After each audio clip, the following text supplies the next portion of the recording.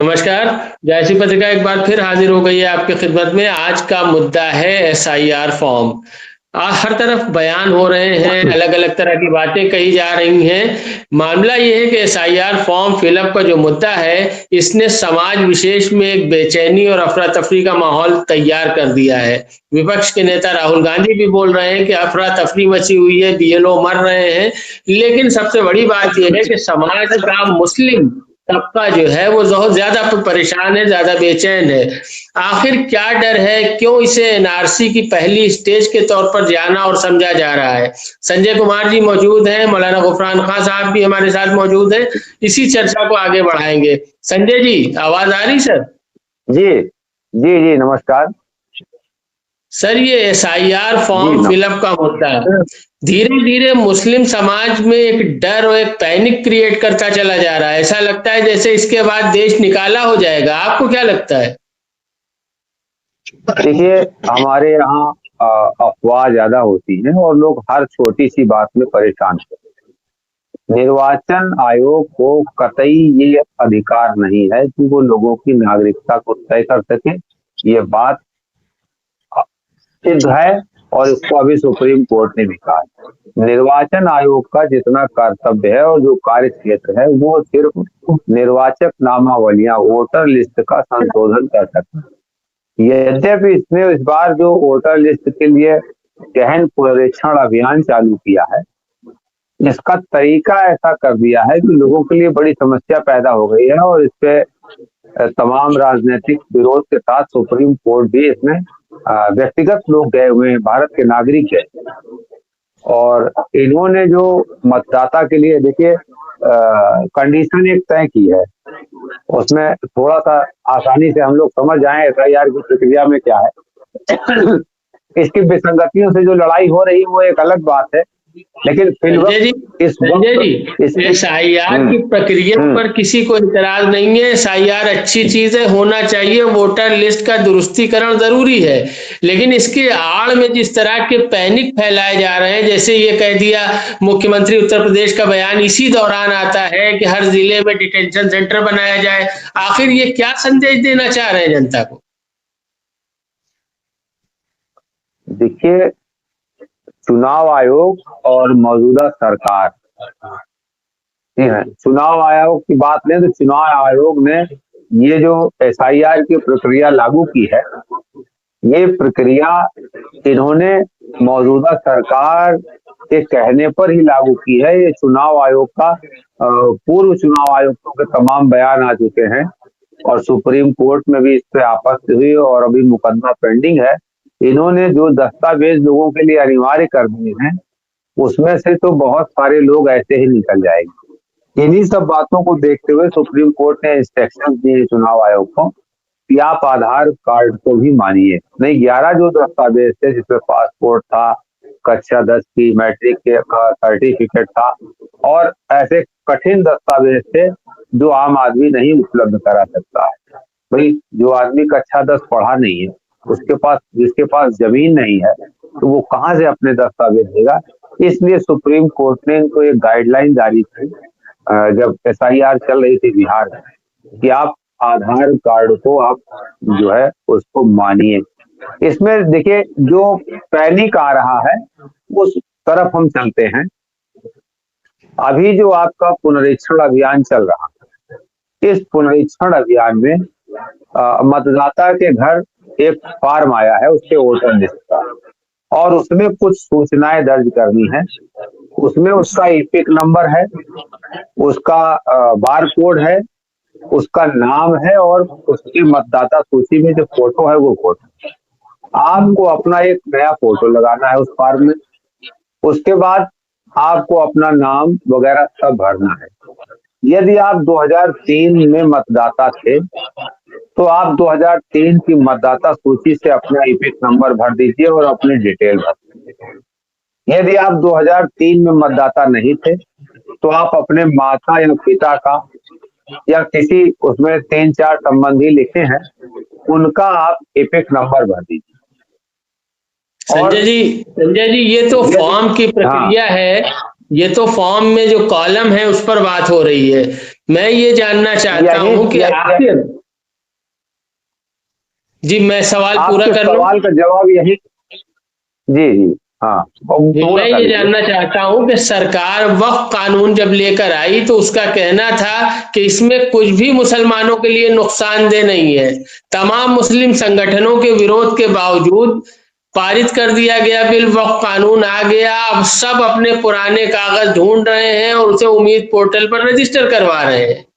दूसरा कदम उठाया गया उसी के साथ, भाषण दिए गए पहले कि घुसपैठियों को चिन्हित करेंगे, निकालेंगे, डिपोर्ट करेंगे, और साथ में एसआईआर की प्रक्रिया शुरू की गई। तो आखिर सरकार पर किस तरह विश्वास किया जाए? देखिए, 2019 से जो एनआरसी और सीएए का सिगुफा छोड़ा गया और जिसके खिलाफ इस देश में एक बड़ा पैनिक रहा और बड़ा विरोध जी। रहा, लगातार आंदोलन भी चला। शाहीन बाग उस आंदोलन का केंद्र रहा। बेशक सरकार की नीयत पे तो सवाल है ही, लेकिन हम और आप ये बात की चर्चा कर रहे हैं कि जो लोगों में पैनिक है उसमें कहां तक उनको डरना चाहिए और कहां तक संभल के रहना चाहिए। तो जो ये एसआईआर की प्रक्रिया है, इसी पे हम चर्चा कर रहे हैं। देखिए, एक, यदि आप 2003 की निर्वाचक नामावली में हैं तो अपना नाम भर दीजिए और वो एपिक नंबर भर दीजिए, अपना कहाँ थे ये भर दीजिए। नहीं तो आपके माता पिता या कोई संबंधी जो थे उनका आप भर दीजिए। इसके बाद ये फॉर्म जब बीएलओ के पास जाएगा तो फॉर्म में यही तीन कॉलम है वहां पर। क्या 2003 में आप निर्वाचक थे? और यदि आप नहीं थे तो क्या मतदाता वर्ष 2003 के किसी मतदाता की संतान है? अब अगर आप इसमें से दोनों में से कोई नहीं थे तो फिर आपका जब वो क्या ना, संजय जी, एक विसंगत बहुत है यहाँ पर। संजय जी, आपकी बात हम आपके समझ रहे हैं। आपके उफरान खान साहब भी मौजूद है। एक मिनट, हम वापस इसी जगह से बात आपसे शुरू करेंगे। उफरान खान साहब, संजय कुमार जी कह रहे हैं कि कोई चिंता की बात नहीं है, साधारण कॉलम है, अपना नाम भरिए, माता पिता का नाम भरिए, बात खत्म। जी, बहुत बहुत शुक्रिया जैसी पत्रिका कनेक्ट करने के लिए। हाँ बिल्कुल, संजय जी की बात से मैं कहीं थोड़ा बहुत सहमत भी हूँ कि डरने और घबराने की कोई बात नहीं है। बात तो सिस्टम की, कि सिस्टम किस आधार पर किस तरीके से काम करती है। दो पैरेलल चीजें चल रही हैं, जैसे कि आपने वक्फ बोर्ड का जिक्र किया, वक्फ मामलात का, और ये एसआईआर का जिक्र किया।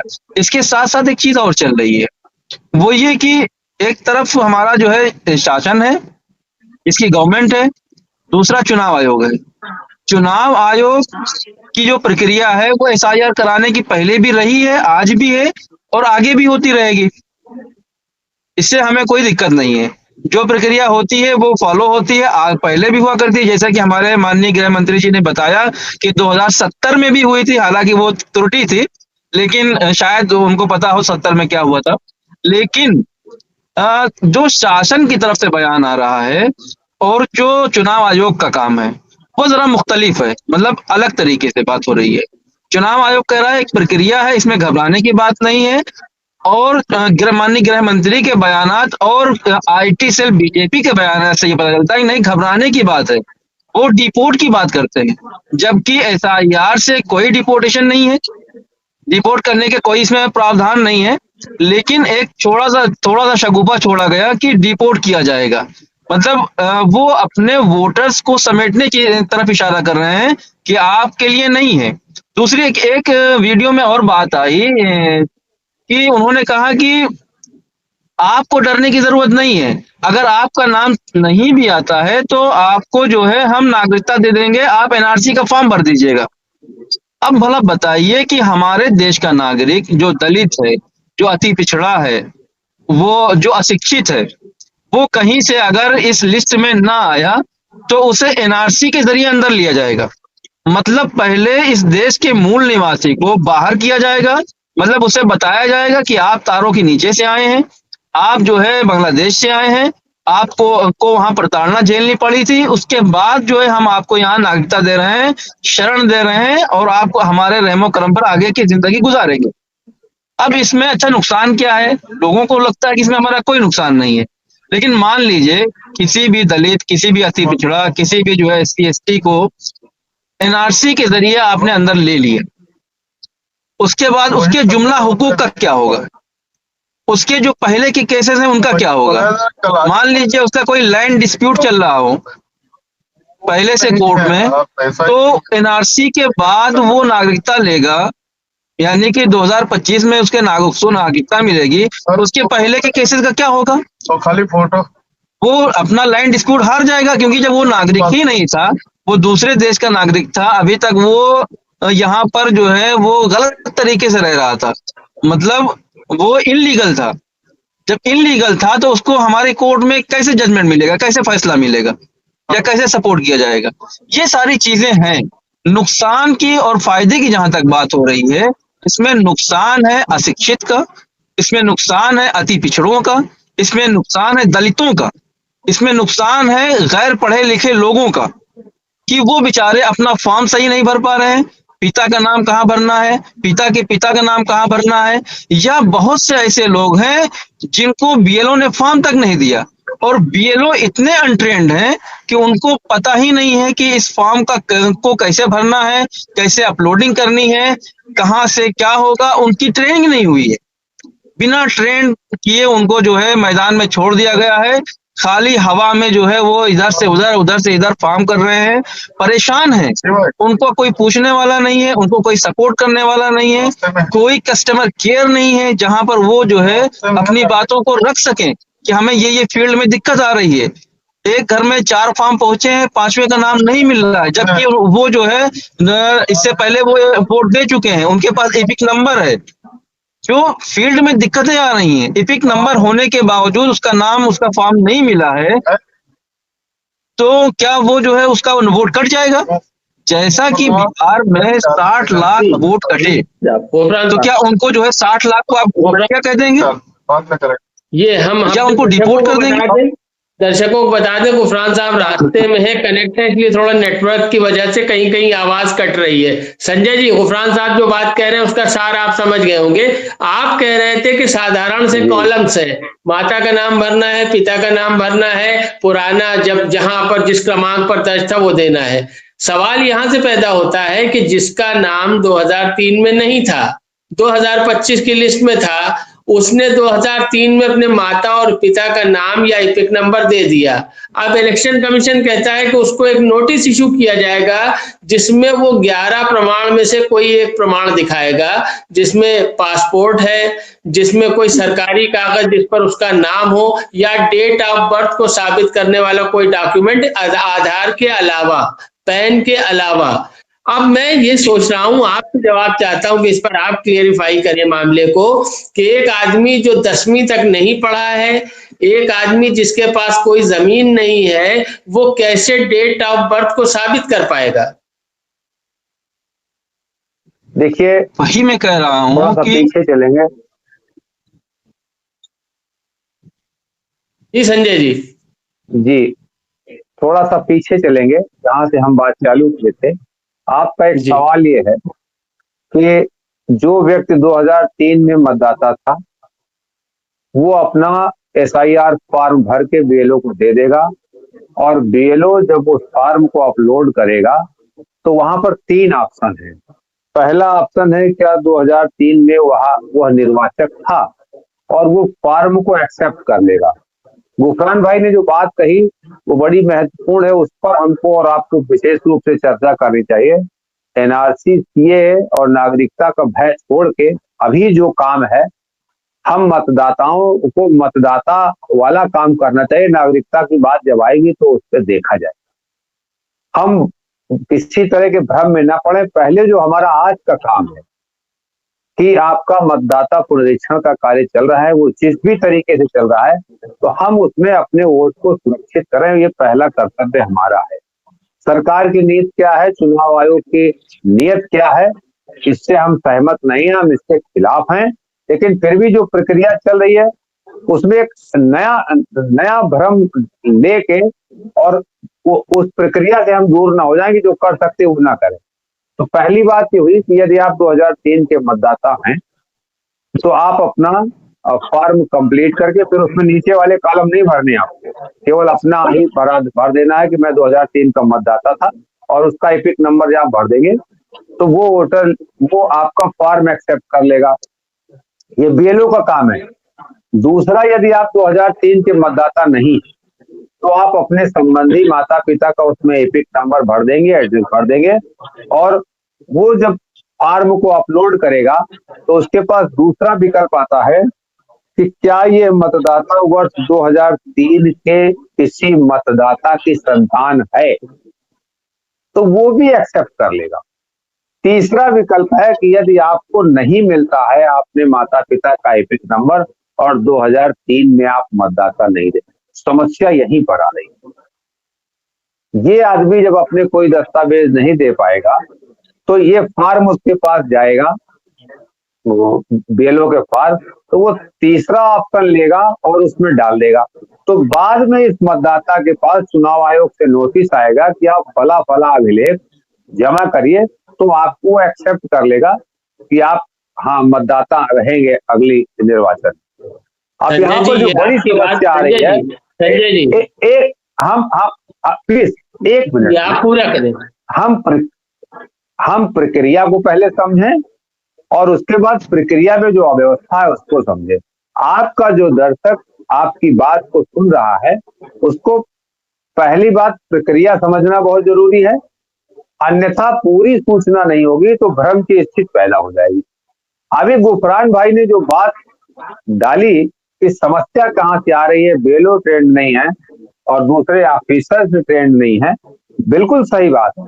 अब यहाँ पर हो क्या रहा है कि एक मतदाता ने अपना फॉर्म भरा और 2003 का वो मतदाता था, उसको तो विकल्प 1 में बीएलओ ने पोस्ट कर दिया, लेकिन दूसरे कागज में बहुत सारे मतदाता, हमारे पास तमाम रिपोर्ट आई, तमाम लोगों ने फोन किया कि हमने पूरा फॉर्म भरा, 2003 की मतदाता सूची लगाई, जबकि कोई दस्तावेज नहीं मांगा जा रहा है।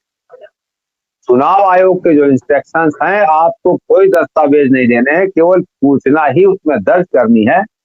लेकिन लोग, खास करके मुस्लिम भाई, मुसलमान मतदाता इतना मतलब जागरूक है कि वो, उसको वही भय है जो आप बता रहे हैं, वो बाकायदे 2003 की अपने पूर्वजों की मतदाता सूची ला रहा है, आधार कार्ड लगा रहा है, दूसरे जो भी दस्तावेज लगा रहा है और हाईलाइटर करके बीएलओ को दे रहा है।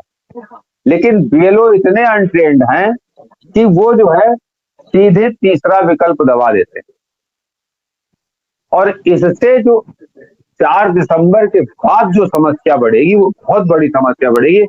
आप पैनिक की बात कर रहे हैं, हम जो मौजूदा अव्यवस्था है हम उसकी तरफ आपका ध्यान आकृष्ट करा रहे हैं। जो पैनिक है, जो अफवाह है, जो लोगों को अज्ञानता है, उसको तो आप छोड़ दीजिए, वो तो हम आप नहीं दूर कर पाएंगे।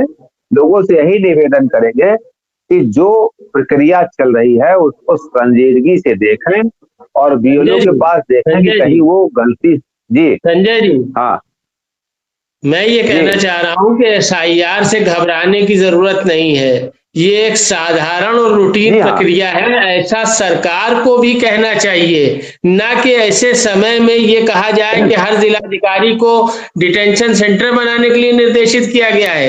ये पैनिक पैदा करना नहीं है तो क्या है?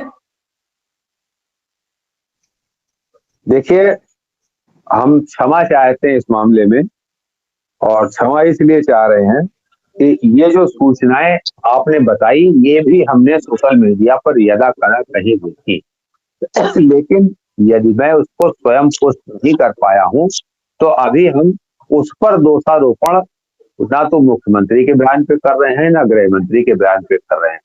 ये पता नहीं वीडियो अभी के हैं या पुराने हैं। यहाँ पर बहुत सारे लोग कलाकार हैं, तमाम तरीके की चीजों को काट छांट के दे देते हैं।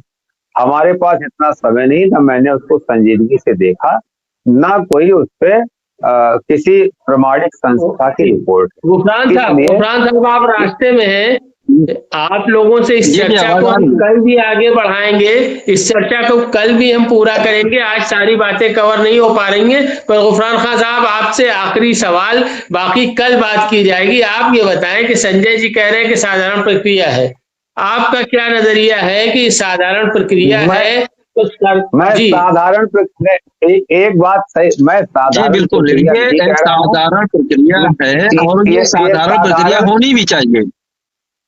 नहीं गुफरान साहब, मेरा ये कहना है।